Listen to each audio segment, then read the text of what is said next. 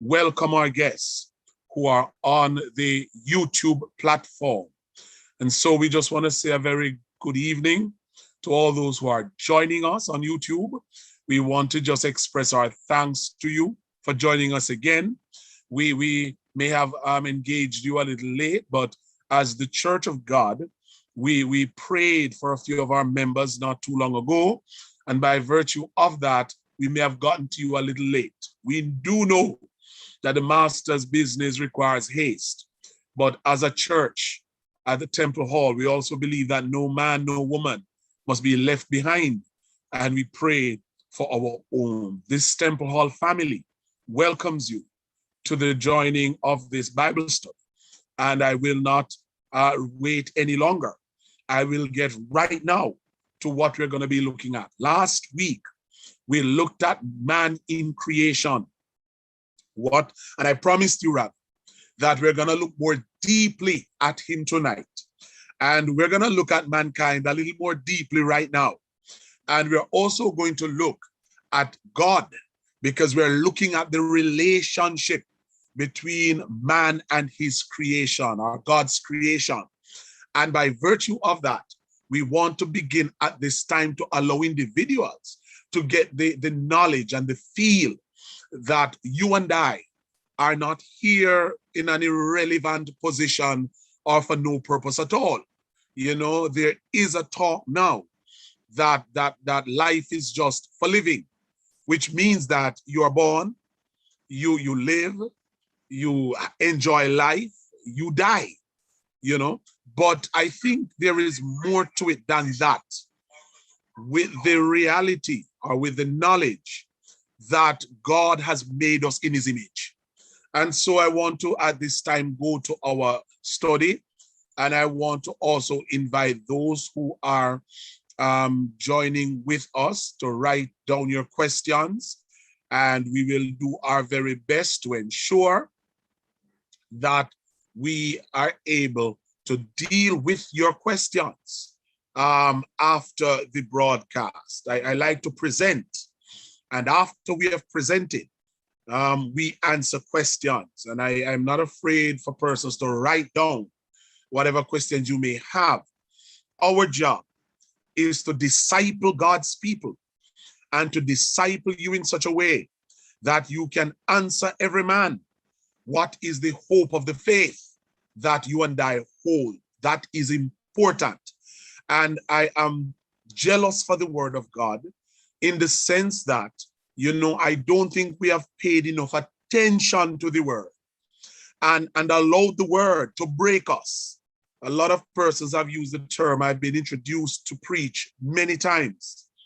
And persons have said, coming to break the word. And I know that they say it because of the fact that they akin the word to bread. But I also want to believe that even as we break bread, that we should be broken by the word and allow the word to cause our character and our understanding of who we are to really find some measure of substance in the lives that we live. So today we want to look at mankind, and we want to look at him in relation to creation. So we know that God created the heavens and the earth, that God went through the 6 creative days, and on the 7th, he came to a stop. We know that God created man in his salam, in his salem, his image, and in his likeness, and that he gave him dominion, the damuth, gave him dominion over the earth, and allowed him, oh God, to have some measure of control over the creation. Gave him what we call his helpmeet. You know, we looked at that last week as well. But we want to look a little deeper, because aside from that general description of humanity, we want to dig a little deeper into humanity's being. Because if we are able to do that, we'll be able to in some way recognize the place of mankind and the purpose of mankind. In other words, whatever a thing is designed to do, that it will do. Just a couple of days ago, our washing machine stopped functioning. And Sister Kerry said to me, it's doing one function, but not the other. So it is not putting out the water and it is not wringing the clothes. It may do the washing, but and based on what she said to me, it occurred to me that she's literally saying it is not functioning as it was designed to function. So of course, we had to go underneath it, find out what was wrong, and found out that it had a defective pump, and the water, the hose that brought the water out was clogged. Now, the machine could have continued, right? It could have continued doing the work, and we could have taken out the clothes by hand and wringed them and emptied the water by hand. But you see, while that is workable, and while to some extent it is practical, it falls short of the purpose for which the machine was created. And so it is important that even in the same way that we sought to understand to repair the machine to work well, we must now also seek to find a place or an understanding of the place that man holds in God's creation, not just for living, not just life is for living, but the ultimate purpose with relation to God. So let us look at a few things here. And of course, we remember that the story of creation, the story of the heavens and the earth, and God is the initiator and creator of the world by his divine capacity. And being the initiator and the creator of the world, he cares for his creation. And shortly, I will share with you just how you can see just how God cares for his creation. Now, this knowledge of the care of God should abolish any idea that the earth is a hostile, irrelevant, and meaningless place. In other words, the fact that God creates, God cares about what he creates. And because he cares about what he creates, it literally removes the idea that the earth is just a meaningless place, right? Mankind was created in the image of the invisible God through fellowship and personal relationship, right? So God created and endued man with his image that should be for fellowship, and personal relationship. And this is seen in man's makeup, all right? Now, just to let you know that when you consider the makeup of man, we have to remember that man is a unified being, but this being is creative and complex, all right? We need to look at the idea, according to Tenney, he says that this profoundness about man's being can only be understood by the use of a whole set of terms. Hence, various dimensions of his being are pictured by such terms as soul, spirit, heart, and mind.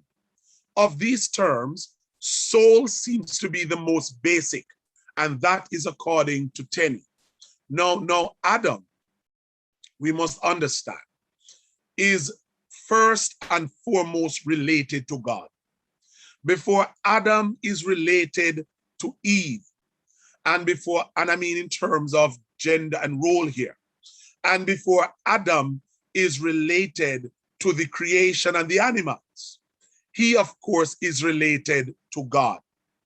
And when you look at it, you recognize that in Genesis 1, we see God literally speaking, Adam into being, and Adam, to some extent, becomes the fleshly distillation of God's divine word. In other words, you're going to see the purpose of God being fulfilled in Adam. In the same way, the word became flesh in John chapter 1. The will of God is taking on flesh with Adam.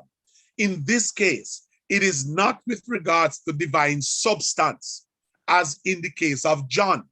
In John's gospel, when he speaks of the word becoming flesh, it speaks of God's divine substance. In this case, it is God's will taking form, and it takes the form of one who will image God, one who will represent God, and one who would reveal God. And so this Adam, who is created in chapter 1, is to be stamped with the divine image of God. All right? So he in himself is not divine. He is not God, but he is kissed with the divine image of God. Right? Now, in Genesis 2, Adam's form is now shaped up. So God declares that man will be created, but you see a more outlined kind of a presentation where Adam is formed up by the hand of the potter and animated by the divine breath that God blows into his nostrils. All right? And here Riken actually puts it. He says, against the canopy of space and the topography of earth, beating, swarming, and lumbering with fertile and fantastic life, Adam stands in unique relationship with God. So therefore, Adam is first and foremost related to God. He is not related to his own spouse. And I use that kind of loosely because Eve is in Adam at this juncture. But what you find is that he's first related to God because God breathed into him, right? So when you look at it, let me see if I can kind of pull it out. Adam's body is shaped from the dust of the earth. And the shape of his body taken from dirt. And I made clear last week that the scientists have recognized that the same carbon composition of the human body can be found in dirt. Yes, we recognize that Adam is first related to God, even though he's made out of the earth. And I did my best to try to see if I could balance the argument. Because when you look at even the words that are used for his name, you recognize that Adam here, Adamah in Hebrew, speaks of human. That's his name. But it is from a root word. And the same root carries the idea of the ground. Dama carries the root of the idea of ground. So physically, Adam does not relate to God in a physical sense, but he relates to the earth in a physical sense. And you're going to see it shortly, because Adam is literally what you probably can call standing upon the boundary of heaven and earth. So bodily, in a bodily sense, Adam is related to the earth, all right? But firstly, he's related to God because God animates him. But one of the things that I want to ensure that you get is that he's both, or he's a composite of what is physical and what is spiritual.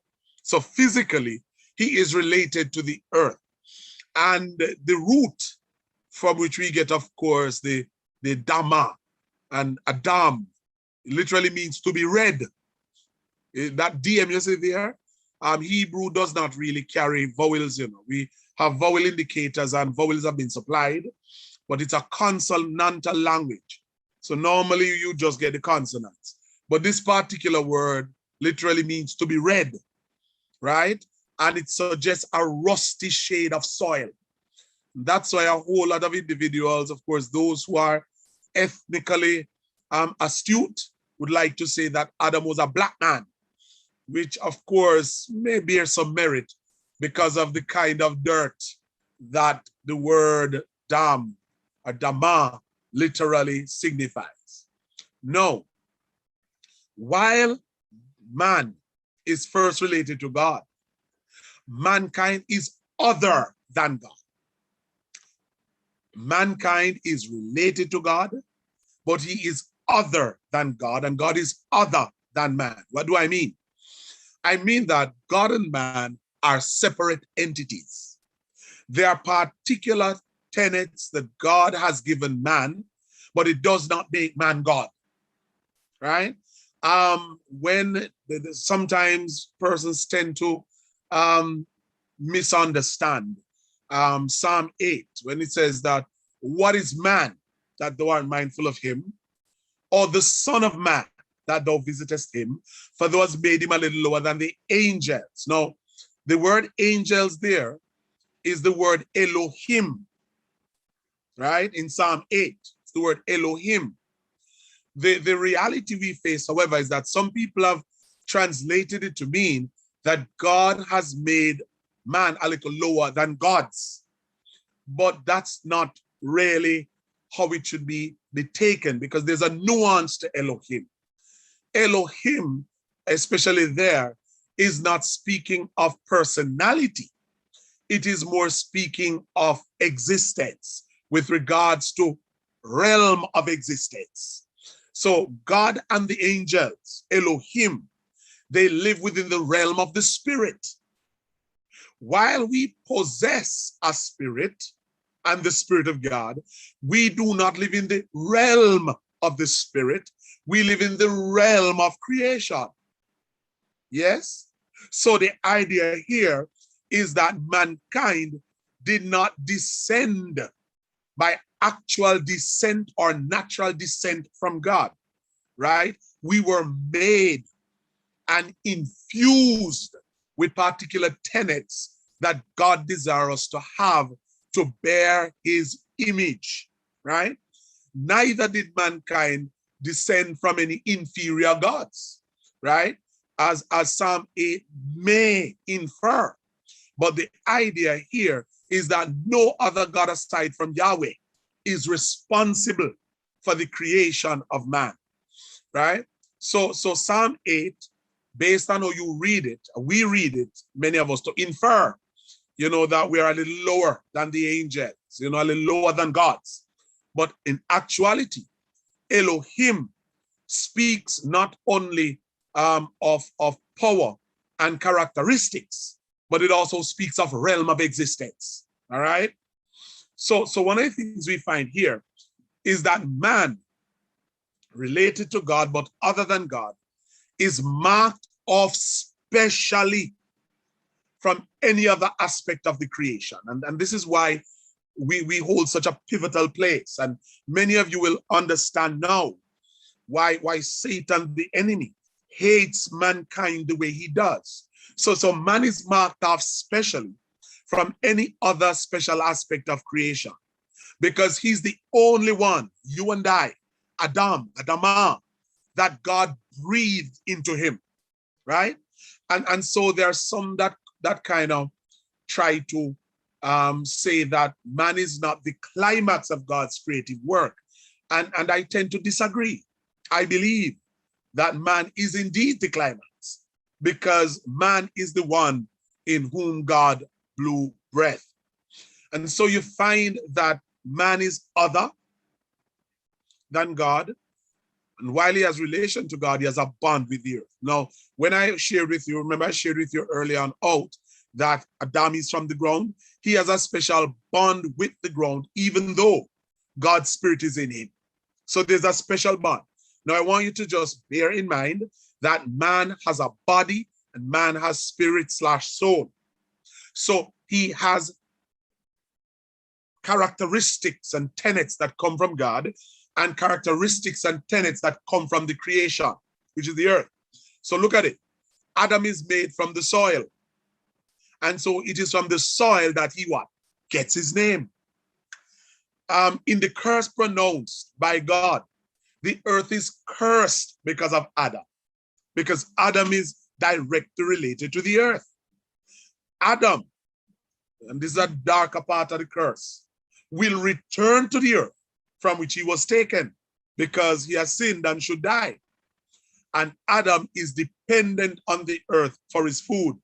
We hear a term being thrown around nowadays that man must eat organic. Organic literally means straight from the soil, because what you find is that people have been modifying science, a blessing and a curse all in one, has been modifying through scientific and unnatural means the food that we eat.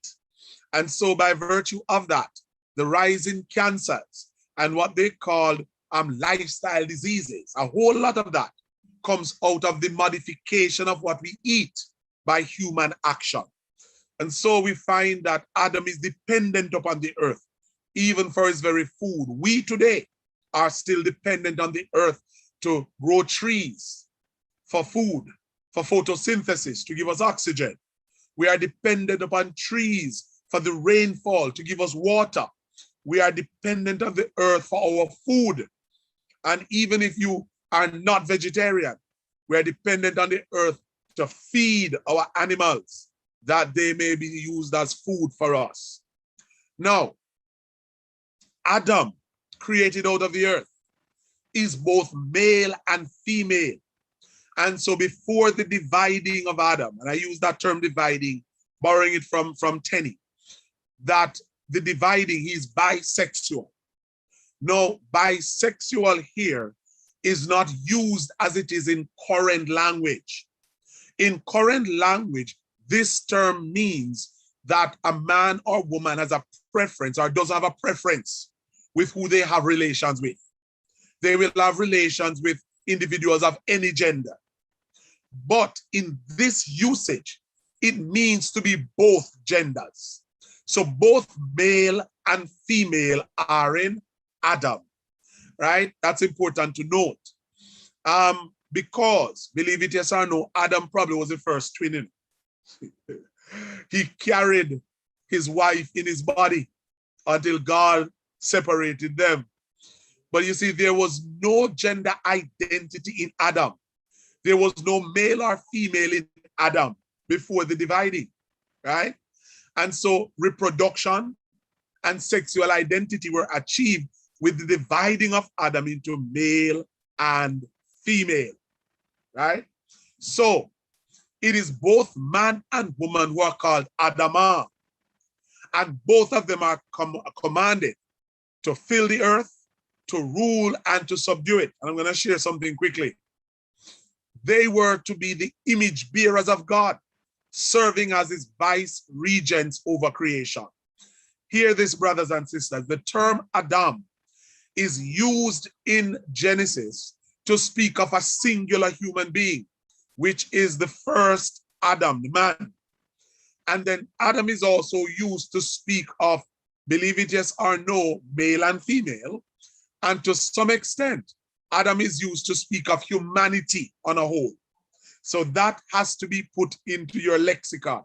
You have to put that down and write that down. That Adam is used in the book of Genesis is often used, and you decipher by context. That is how you decipher. All right? Where Adam may refer to singular man, the first man created.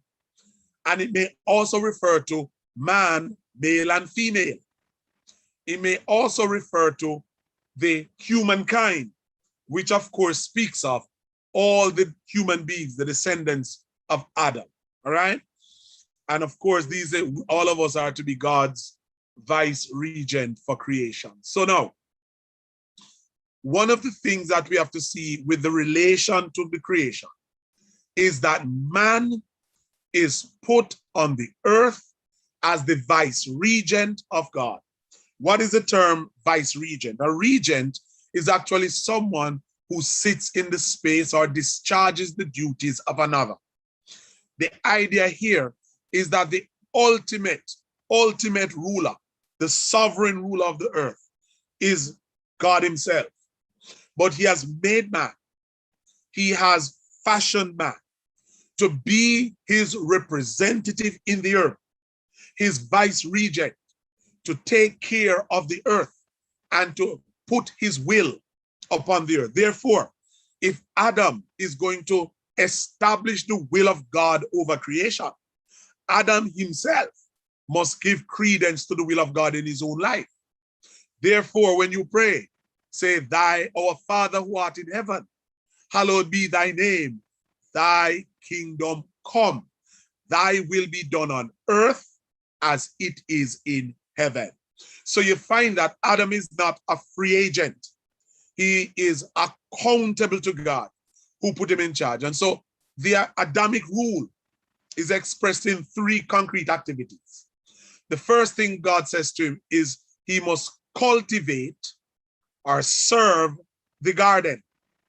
The word literally means to abad, means to cultivate or serve. Secondly, he is to keep or guard the garden. And third, he is to name or kara. That's the same word that is used when it says that Jabez cried. It's kara. It means to call out loud. He is to name his fellows in the community of animate life. So he's to name the animals and everything that is around him. So he is discharging the divine prerogative as afforded him by God. So after God creates the heavens and the earth and everything that is in it, God says, okay, now, son, I am going to allow you to actually name creation. So you are establishing your authority, and I'm giving you the reins at this point. So when God allows Adam, the animals to parade before Adam, God doesn't say a word. God just sits back and he watches his creation naming all the animals. It's like, you know, I have a son, for those who know, and a daughter, and every now and then, you know, I drive a pretty big van. It's a big van. And it's sometimes, you know, you look at it and you know that it takes a certain level of skill to maneuver it and to take care of it and to drive it. But what I did is that every now and then when I'm driving out of the house, out of the yard, the premises I live, or if I am moving the vehicle up closer that somebody else can park, that I will tell him to sit in the driver's seat, put it into drive, keep his foot on the brake, and just ease up until the vehicle starts to move. So in other words, God puts Adam in the driver's seat and he starts to get his foot wet in terms of discharging God's creative power and God's authority over all creation. So let's look at each of these three things that Adam is given charge to do. First, he's to cultivate the garden, right? He's to cultivate the garden. And in his tilling or serving, Adam enters the divine work of maintaining the productivity and the fertility of the garden. Now, I have some text under here, but I never recognized that the style I used, the style that I use, put it in white. So you're not able to see it properly, but that's all right. I will see it and read it for you.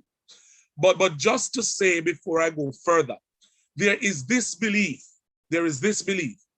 that mankind on the earth before the sin or before the fall, and even the ideas people have of heaven, is that we're gonna just be there eating fruit, throwing water upon one another, running up and down and feeling good all day long. No, that was not what the creation was. Adam was sent to work. And so work did not come as a result of the fall. Work is a divinely instituted part of human life. By virtue of that, Paul would say to them in the Thessalonians church as they were awaiting the second coming of Jesus, if they do not work, they should not eat. That's what Paul says. And oftentimes, you know, I say to individuals that, you know, as a pastor, there are people who like to sometimes make you feel guilty that you don't hand out everything to people you meet along the road, you know, even those who sit down not doing anything. There are people who will not work. They will not work for $2,000 for the day, but they'll beg you $20. Yes? The idea here is that Adam was put in charge of the garden to work, right? And even if I should push the illustration a little further, the word worship comes from work. So many of us come to service with the wrong idea. We approach God with the wrong idea. Many of us approach God with the understanding that we are coming for ease. We come to God for blessing. We come to God for release and for God to make us feel good again. That is not what it is about. We do not gather before God to receive. And I know that sounds controversial because we've taught it, that come and you will receive a blessing. We are gathered before God to work, to worship. And as we worship, And as we work, and indeed sometimes when you come into the service and you feel cast down, say like David, why art thou cast down, O my soul? But don't stop there. Affirm like him or command your soul like him. Hope thou in God, and lift your spirit and start to worship, which takes effort. That's what I'm trying to bring across. That worship takes effort. And individuals have to get to the place where sometimes they close their eyes away. And if they know the words of the song, don't look upon the chart that's up there showing you the words. You just close your eyes and reach out to him. Because I believe that that is sorely lacking in our services nowadays. People are not reaching out to God. So the idea is that I'm putting you into Eden, the very Garden of Eden, the very presence of God. But when you get there, you are to work, right? But the good thing about it is that as we enter into God's presence for worship, his presence works miracles in our presence. So as God comes to inhabit the praises of his people as we worship him, cancer is healed.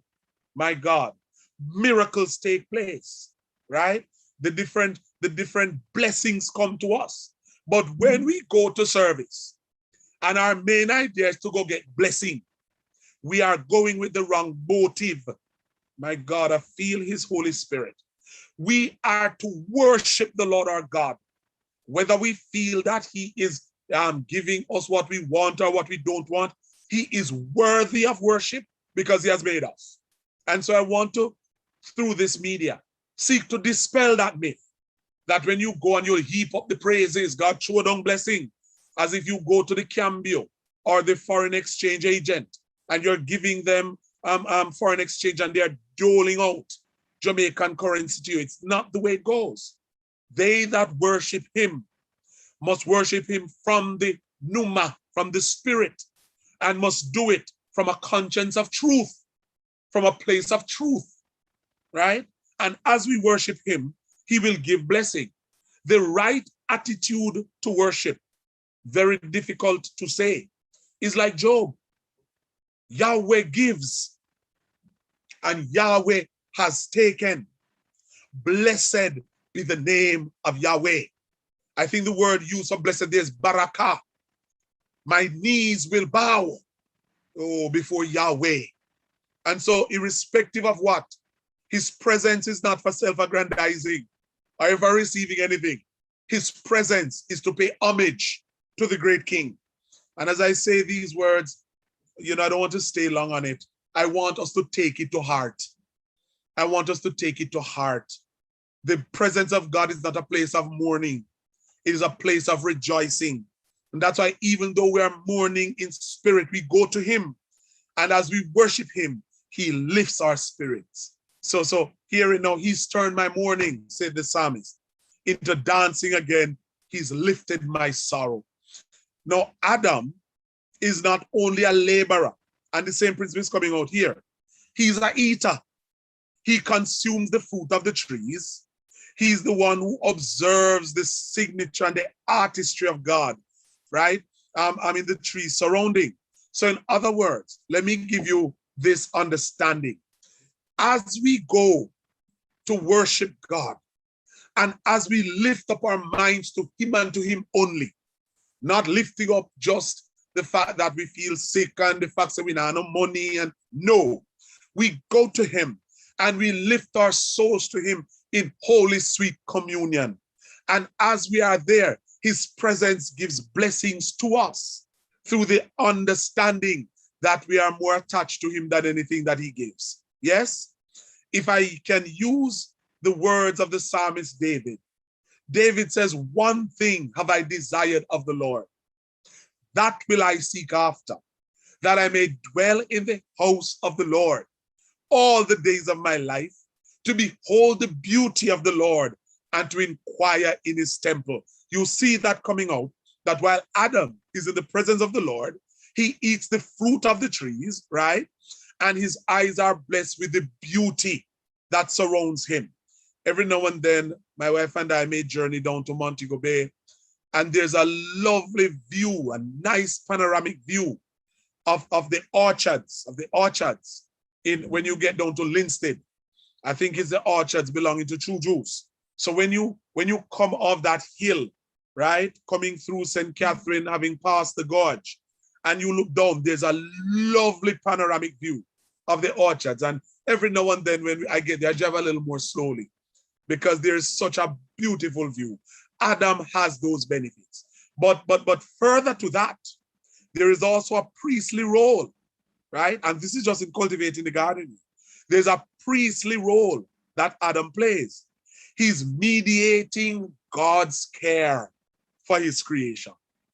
So Adam, listen, Adam tills the soil, maintains the productivity and the fertility of the garden, but he benefits from it in that he has the fruit of the trees and he's observed the beauty and the artistry of that which God has done. But not only that, as a priest, he mediates God's care to his creation.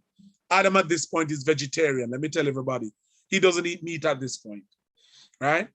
But not only is Adam cultivator, but Adam is also protector, right? Adam is one who keeps or guards. The Hebrew word is a shamar. You see it as samar, but it's shamar. It's pronounced shamar. And it's the same word that is used by the psalmist when he says, he that keepeth, he that shamar, watches over, to protect, to guard. That's what the shamar means. He that keepeth Israel, neither slumbers nor sleep. In the very same way, Adam is the shamar, the one who guards, watches over the garden. And by watching over, he's watching over the welfare of the garden.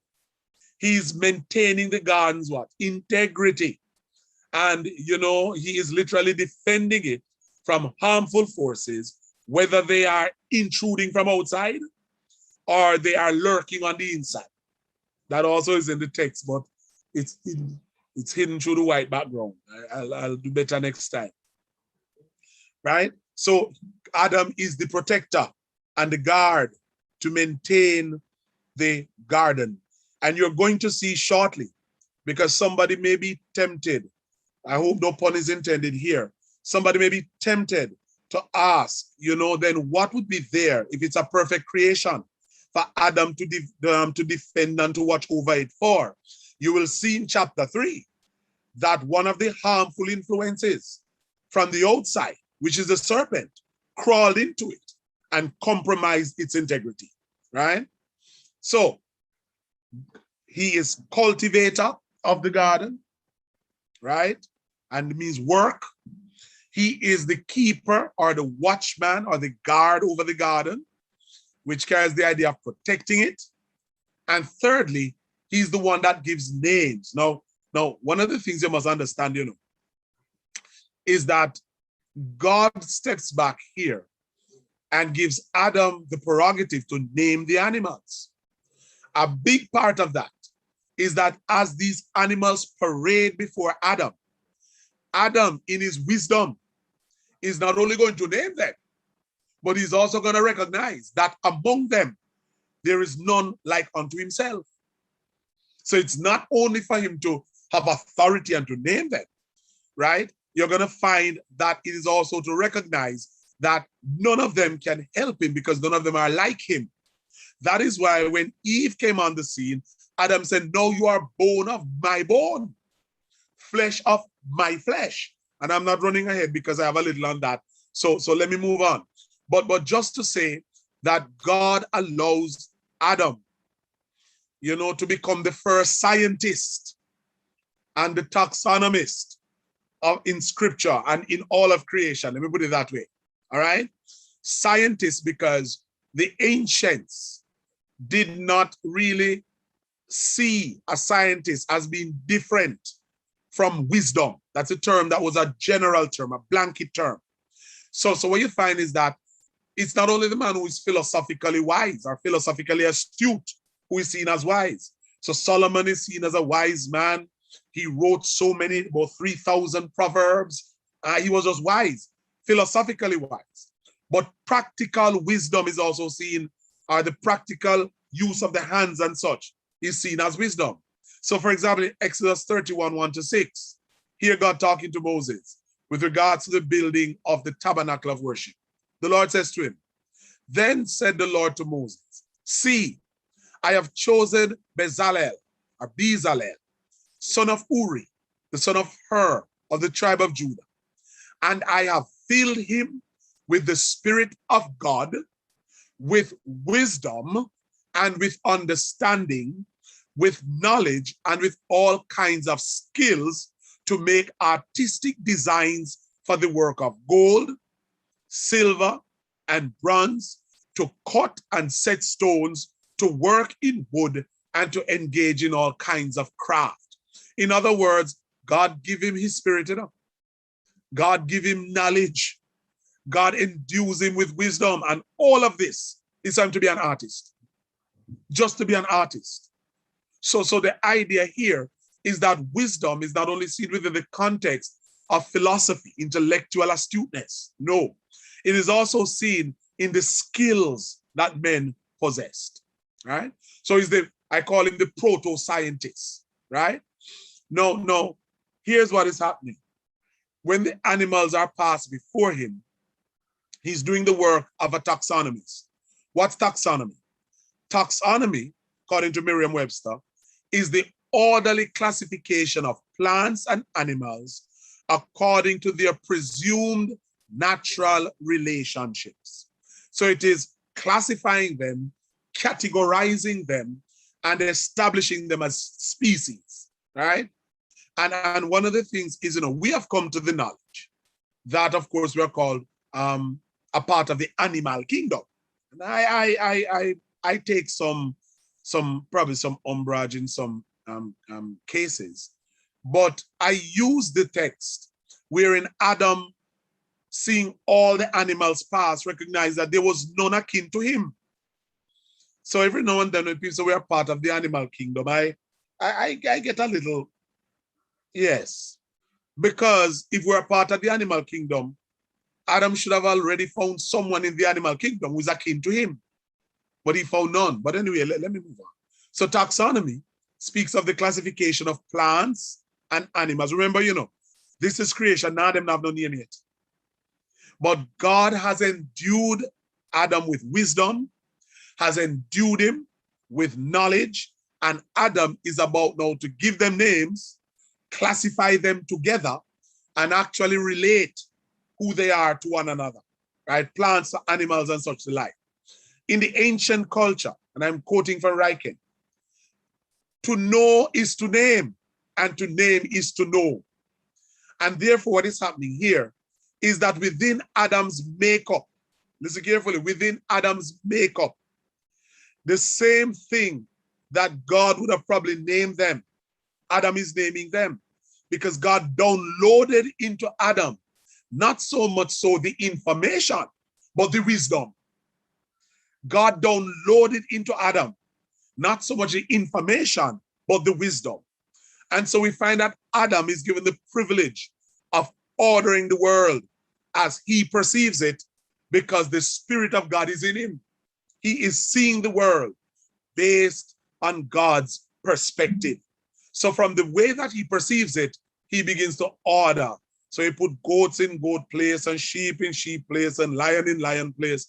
All of that, he categorizes them. So he put the lion among the big cats. He put the sheep and the goats, and of course, probably cattle among, and the cows among cattle, that kind of a thing. Dogs among canines. So he goes through and he does all of that, right? But from his personal standpoint, right, Adam creates something that is coherent, because God gives him the wisdom. So everything can function in an orderly way, even as Adam commands it. So Adam calls it out loud, and that is what happens, right? So let me go now to the fact that Adam, in completing this, in his relation to the creation, he is now not only Adam who has an engagement or another adaptation to the earth, or a relation to the earth. He's not just Adam that has a adaptation, is adapted to the creation and is to watch over it and to keep it and to name it. But now Adam becomes a husband. right? Because from the one human is formed, right? There is another compatible to him, but she's still in him. Yes? So we recognize that God did not again allow Eve to be formed from the dust of the earth. Neither was she born out of any other creature. She was taken out of man, right? So when God says it's not good for man to be alone, and God takes Adam's rib and makes a woman out of it. Remember, this is the context. Adam just don't name the animals, and him no wipe the sweat off himself good yet, because I wouldn't say he was tired, but just for you to get the illustration. The man just don't name them and finish name them. And God causes a deep sleep to fall upon him, right? So I don't think he was tired. It's God made the sleep fall on him. Because after all the animals had passed, there was none to help him in the work that God called him to. And so God caused a deep sleep to fall upon him. And out of him, God took one like himself, formed her out of man. And when Adam saw her, having named all the animals, he says, while I could not identify, and I'm putting this in there, with any of the animals that I just gave a name, because to know is to name and to name is to know, remember. But now this creature that God has created out of me is now bone of my bone and flesh of my flesh. So up until this point, Adam is singular man, but he has Adamah, male and female, in him. God creates that separation, and out of this division and this separation, right, and the kind of relationship, you find that two more names or two new names have been added. So Adam literally named the animals, and now, aside from Adam, yes, we find that there is another individual. And there's a play on words when you read this text and you kind of study it from the Hebrew perspective, that Adam says ish. Ish means man. And I know it looks like is. It's pronounced ish, right? So ish is man and isha is woman. So it's a play on words. And the idea here is that the two come from one. So the two genders, separated from each other by God, now reunite in one flesh. Therefore shall a man, my God, leave his father and his mother, and shall cleave unto his wife, and they shall be one flesh. Echad, composite union, one flesh. And that is why adultery is so serious, everybody. Paul says, if a man lies with a prostitute, and he means sexually with a prostitute, he becomes one with the prostitute. And by virtue of becoming one with the prostitute, you find that he is joined to her based on God's edict. So adultery, when one is joined to somebody, that individual must not be joined to another. Because at the ending of the day, it violates the principle of human relations. All right? Now, that being said, we recognize man's creation relation to his created environment. We recognize that God, of course, assigns him to certain works. But why is it possible, if we could ask that question, for man to be able to take on this work? Yes? Let's take a look, brothers and sisters, at the makeup of man, because there are a lot of clues in the makeup of man that allows us to understand exactly why man is capable of being what God has called him to be and doing what God has called him to do.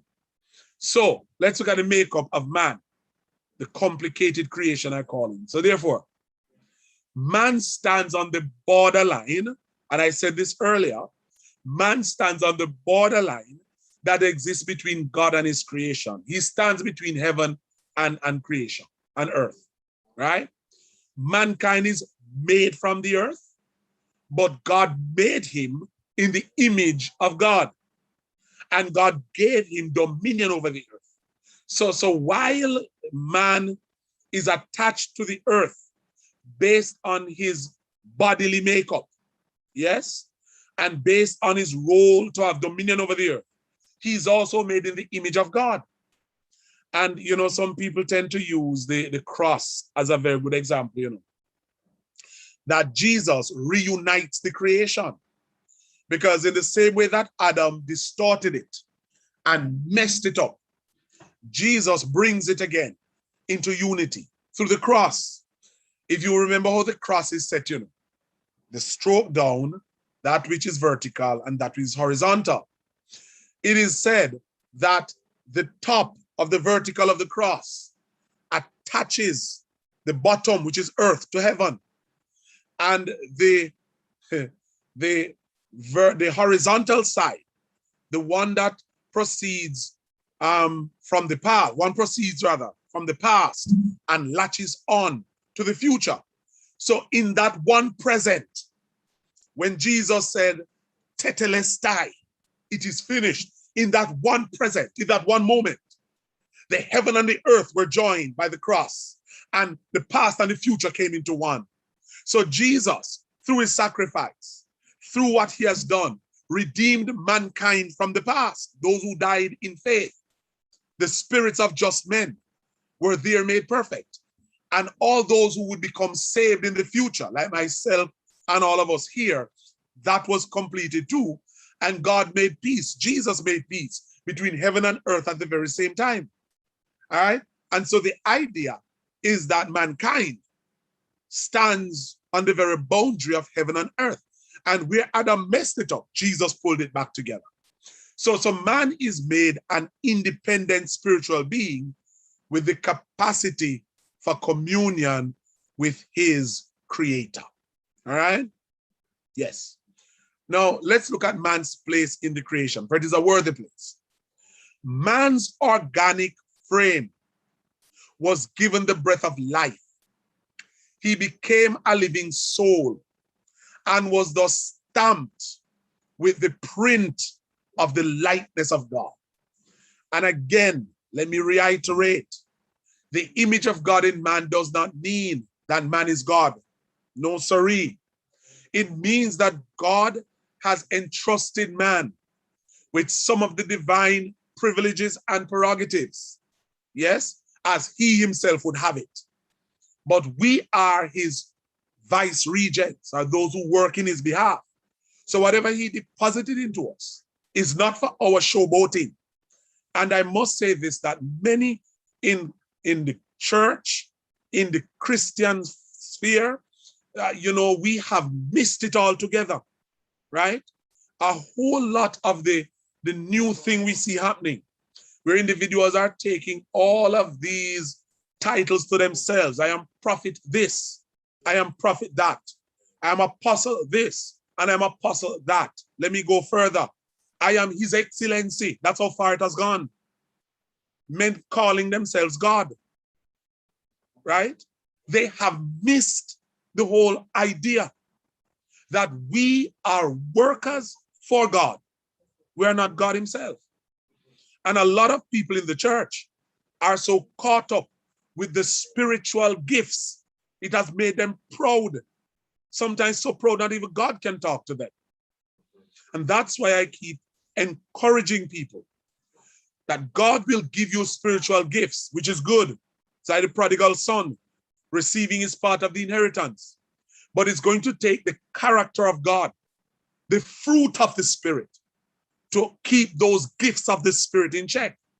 Because we ourselves will get carried away and really do what we shouldn't. So one of the things we find is that God made man in his likeness, in his image, gave him divine privileges, and in some cases, even prerogatives to work in his behalf to bring the kingdom of God on the earth, right? Man is personal.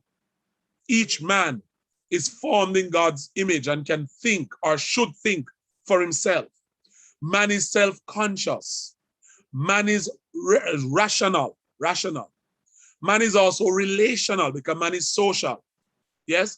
And above all, man is accountable to God in a moral sense. So the build-up that God gave man, his makeup, and the place that God put him in creation, literally means that it's not only a worthy place, but it makes us accountable to God. Now, I want to run into the foray of looking at that makeup, that build-up. And the first thing that I want to highlight is that man possesses an immortal soul. And the word for soul is the Nephesh, right? That's a Hebrew word, Nephesh. In the Greek, it is the suke. I should have written that in the Greek for you. It's suke, right? And it represents all of life's energies, all right? You're going to find as we go on that there's a difficulty in deciphering between the spirit and the soul. I mean, a great difficulty upon which even some of the most ardent scholars have not yet agreed, all right? But the soul, the Nephesh, is seen, and you're going to see this with spirit as well, as the animating principle of the body that gives it life and makes it responsive to the outside world. The spirit, on the other hand, is also seen as an animator, or while it is seen as an animating principle, it is more seen as being in touch with God. So it is believed that the soul, as animating as it is, right, makes a man more responsive to the outside world. It gives him the ability to engage the creation. Now, this same spirit, our soul, is referenced also in the life of beasts, right? So when you look at the word Nephesh, it is used to describe man's life, but it's also used to describe the life of beasts, all right? Animals, that is, right? Now, the soul is the personal center of intelligence. And you're going to see not a big difference between it and the spirit, right? Because again, let me say it, in some cases, these words are used synonymously because they're very close in meaning. And people, scholars, students of scripture have not been able to definitively separate them beyond the scope of argument and debate. So within the context of the soul, this is where desires, appetites, emotions, and inclinations are developed, right? Let me go a little further to tell you. This is the part of human beings that sin. This is where sin targets, right? In the same way that cancer targets cells, right? And COVID targets cells. It is in the same way that sin targets the soul, all right? Now, one more thing. Because sin targets the soul, hear what God says, the soul that sinneth, it shall die. The soul that sinneth, it shall die, all right? Now, in the Old Testament, spirit and heart, so that's soul. Let's move on to spirit. In the Old Testament, spirit and heart are often used as synonyms for the soul. And you know what a synonym is? A synonym is a word that is similar in meaning, if not equal in meaning, right, to a word. So you find that spirit and heart are sometimes used to describe or used for where soul would be, okay? So the heart can be conceived, and I have a little thing for heart. I hope it's nearby to kind of flesh it out a little bit more, right? But the heart can be conceived as the cognitive, emotive faculty of man's soul. You still with me? The heart. So in other words, some people are saying that depending on what you're addressing, you can use either spirit or heart to represent soul. So some believe that the heart can be conceived as the cognitive, emotive faculty of man's soul. That intellectual section up here, right? And the spirit refers to the creative life principle of the soul, that which animates life, that which gives it life. So in essence, it is believed, and listen, when it is used as a synonym, just hold that in mind, when it is used as a synonym for soul, it is believed that when heart is used as a synonym for soul, it speaks of the intelligence, the cognitive, the faculties of man, where he's able to reason and to think and what. And when spirit is used, it refers to the creative principle of the soul, creative life principle of the soul, all right? We also learn that man not only possesses a soul, but we learned earlier he possesses a body. And there's an interplay between that body and soul, right? Because it says that God breathed the breath of life into the man he had formed, and man became what? A living soul. So the structure that had been molded from the dust of the earth and comes from the dust of the earth, right? Makes man relatable to the visible creation. So you're seeing a point I made earlier, that a man is relatable to the earth by virtue of his body being built from the earth, right? The body created, however, had become a habitation because God breathed into him the breath of life, and to some extent a servant to a conscious center of desire and appetites.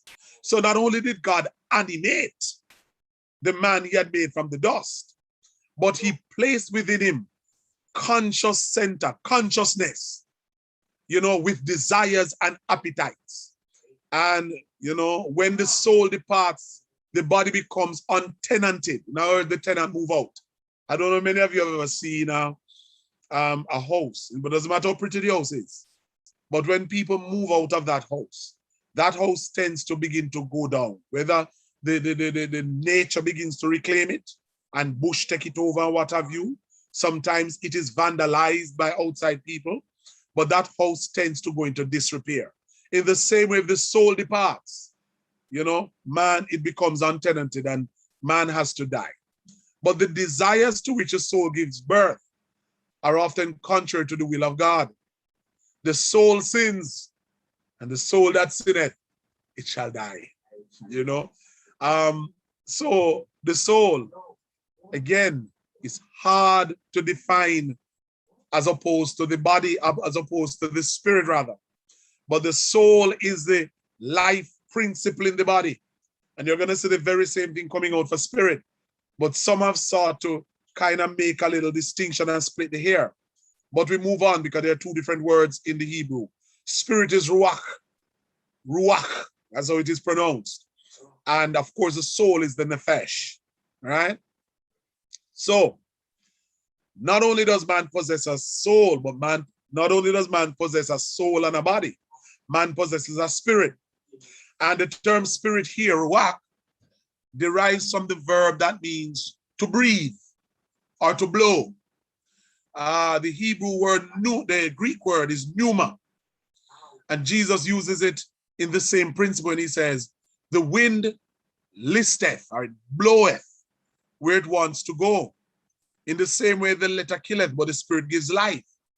So I have to bear that in mind. So the word spirit, or ruach in the Hebrew, pneuma in the Greek, that's where I get Holy Spirit from, hagios nomatos. It can mean breath, as in Psalm 18:15, and it can mean wind. God caused a wind to move over the face of the waters in Genesis 8. The spirit here is the life principle or the life energy of man, all right? So again, you recognize that there's not much distinction between spirit and soul, right? But spirit came to signify in man not only his life principle, but also serves as the source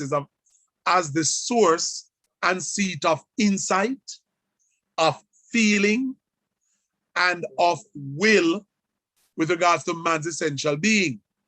In other words, while in the soul, appetites, passions, all of these things are formed, in the spirit, there is insight, rational thought, particular kinds of feelings, and the expression of the will, all right? So in some cases, people believe, or some will state that the will must now bring or the spirit must bring the soul under subjection, depending on what you believe, right? Therefore, with regards to the word spirit that possesses man, a man can be what? Proud in spirit. And this is implied by Matthew 5 and verse 3. A man can be proud in spirit, right? A man can be patient in spirit, as in Ecclesiastes 7:8. And a man can also be poor in spirit, recognizing his own spiritual bankruptcy, right? And submits his will to the eternal God, right?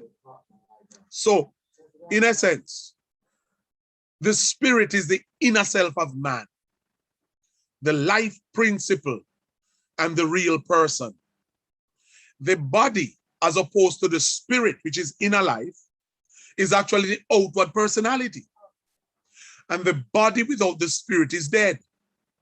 This body, or this spirit, is the seed of rationality, the place of intimate relationship with God. I don't know what I'm doing with time, but I know we should be able to complete. Let me see how many minutes I have left. All right, I have a few moments left so I can continue. So again, the distinction between body and soul is often used in some parallel, yes? But spirit and soul is more difficult to decide. You know, distinction between body and soul is easy. Even though sometimes the entire life can be seen as the soul, if you get where I'm going, you know? And they vexed his righteous soul. But at times, the Ruach, which is spirit, and the Nephesh, with his soul, are used in parallel. So in other words, they are used to convey an idea, but they are not the same word, even though they are conveying roughly the same idea. So they move in parallel. And we know that parallel lines move together, but never touch. They move in the same direction, equal length apart, but they never touch, all right? It's the same principle here. So let's look at Isaiah 26 and verse 9. With my soul, I have declared thee in the night. Yea, with my spirit within me will I seek thee early. For when thy judgments are in the earth, the inhabitants of the earth will learn righteousness. So here, spirit and soul, and they're not used synonymously, but they are used together to convey the one idea. That's the idea of being used in parallel, right? In some cases, spirit and soul are used interchangeably, but not in Isaiah 26:9.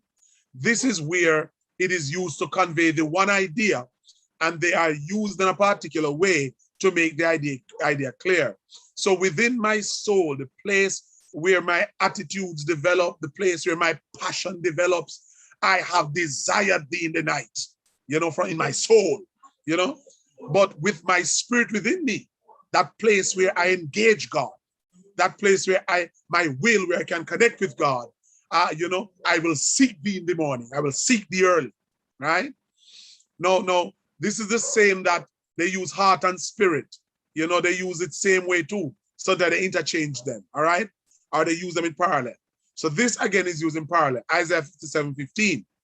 For thus saith the high and lofty one, that inhabiteth eternity, whose name is holy. I dwell in the high and holy place, with him also that is of a contrite and a humble spirit. Watch this. To revive the spirit of the humble, and to revive the heart of the contrite ones. And sometimes heart, again, is used to represent soul. I need you to understand, all right? So we're going to be looking at that, all right? Now, at times, you know, there are two terms used to denote man's existence individually. And again, this is the interplay between soul and spirit. And you know, as I've been saying, I didn't use the English word this time. I used the Hebrew word, Ruach, which literally means wind or breath. translated spirit, and Nephesh, which means soul. Ruach sometimes represents the animating principle of man's life, while the Nephesh is the living being produced. Right? You have to understand, he's living a good life, but it is the spirit that animates him that he can live a good life, right? But again, everybody, the scholars have not definitively, papers have been written about it, but they have not definitively deciphered between spirit and soul beyond a debatable threshold. So it still falls for debate. That's what I want to say. There are places where man seems to be regarded as bipartite. Bipartite. So because the spirit and the soul are so close, some believe that they are one in the same. So these individuals believe that man is just spirit and body. All right? When you look at Luke 47:47, Luke 1, verse 47, I'm sorry. And that should be to about 49. When you'll see it further down. But others believe that we are tripartite. We are body, plus we are soul, plus we are spirit. And you see that in Thessalonians 5:23. Let's take a look at that. Luke 1, verse 46 and 47 is what is used regarding those who believe that we are bipartite. We are just soul and spirit. And this is an extract from a passage, a little passage like a pericope that we call the Magnificat, meaning to magnify, the singing of the Magnificat. Mary, in response to Elizabeth and what God has done, the move of the Spirit in that moment, begins to sing, my soul, my suke, my nephesh, doth magnify the Lord. And my suke, not my pneuma, my spirit hath rejoiced in God, my Savior. So persons who believe that we are only soul and spirit see Mary presenting her entire self as rejoicing before God. Those who believe that we are tripartite, right? And I'm reflecting from 1 Thessalonians 5:23 here, Paul speaking. And Paul says in a benediction, and the very God of peace sanctify you wholly. And I pray, God, your whole spirit and soul and body be preserved blameless unto the coming of our Lord Jesus Christ. So you get the idea that man is tripartite from 1 Thessalonians 5:23, but from Luke 1:46-47, the idea of being bipartite comes to the fore. Now, the distinction is often defined in terms of the higher and lower aspects of man's life, and that the distinction of is regarding soul and spirit. So some people are of the belief that the soul is to refer to the manifestation of the immaterial part of man towards his world, right? And the spirit refers to the manifestation of man towards his God. All right, so I need to get that. And I think this is the closest they have come to deciphering them. The distinction is that, some believe that the soul refers to the manifestation of the immaterial part of man towards the world, and the spirit refers to the manifestation of man towards God. 1 Corinthians 2:14 and 15. But the natural man, and that's why they are implying here that the natural man is making reference to the soul that is in man. The natural man receiveth not the things of the Spirit of God, because they are foolishness unto him. Neither can he know them, because they are spiritually discerned. But he that is spiritual judgeth all things, yet he himself is judged of no man. What the text is saying here is that every man has a soul and every man has a spirit. But within the man who is saved, not only is his soul alive, but his spirit is also alive because he's saved. And while the man with whose only his soul is operating, in other words, it's referring to or manifesting the immaterial part of him towards the world, while he is only making reference, to or whatever he's doing is in reference to the outside world, he cannot perceive the things that are spiritual because he has not been quickened in his spirit. He has a spirit, but that spirit has not been redeemed to discern the things of God. So his soul manifests, and it manifests his immaterial part towards the world. His spirit is what will allow him to make manifestation towards God. But in the case of the natural man, who has a soul and spirit, his spirit is inactive with regards to relationship with God. But the man who is saved, both his soul and his spirit, while the spirit is manifesting towards God, he manifests God through his soul to the world. If you understand where I'm going. It's kind of complicated, but that's the idea. I promised you that I would tell you what the heart stood for. The heart, I should have put this a little further up. The heart stands for the center and source of the inner life with its thinking, its feeling, its volition, its ability to think and to make choices. The heart makes it possible to seek God and to experience relationship with Christ. Purity of heart describes itself through emotions and will, as it is solely and entirely devoted to the Almighty God. Right? So I want to go into the third part, but I want to know my timing is. Can I continue? Brothers and sisters, we may have to stop there for this evening.